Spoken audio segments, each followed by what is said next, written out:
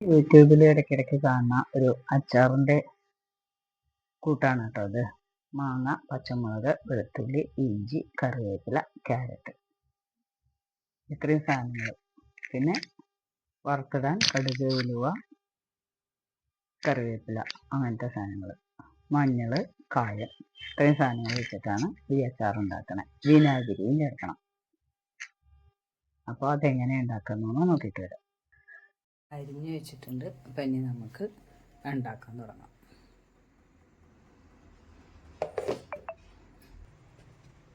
പാനിൽ കുറച്ച് നല്ലെണ്ണ ഒഴിക്കുക. ഈ അച്ചാറുകളൊക്കെ ഉണ്ടാക്കുമ്പോൾ നല്ലെണ്ണയാണ് നല്ലത്. ഇനി ഇതിലേക്ക് കുറച്ച് കടുക് ഇട്ട് കൊടുക്കാം.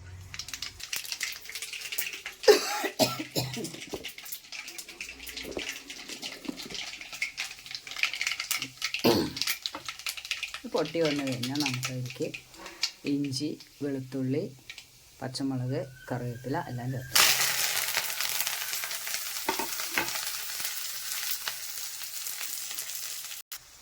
ഇനി ഇതിലേക്ക് പൊടികളായിട്ട് ചേർത്ത് കൊടുക്കുന്നത് കുറച്ച് മഞ്ഞൾപ്പൊടി,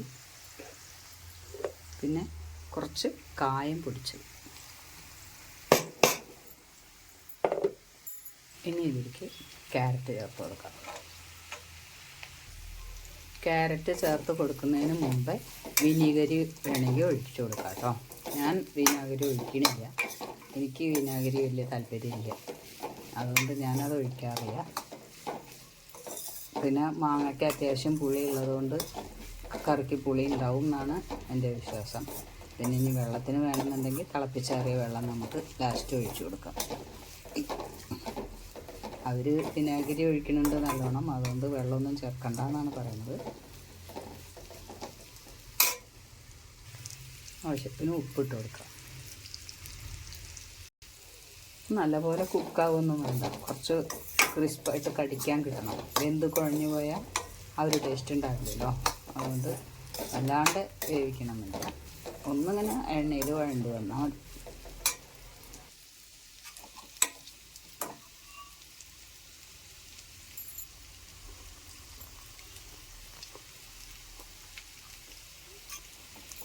ഒരു പകുതി കുക്കായിട്ടുണ്ട്. ഇനി ഇതിലേക്ക് മാങ്ങ ചേർത്ത് കൊടുക്കാം. മാങ്ങ ചേർത്ത ഉടനെ തന്നെ ഗ്യാസ് ഓഫ് ചെയ്യാം കേട്ടോ.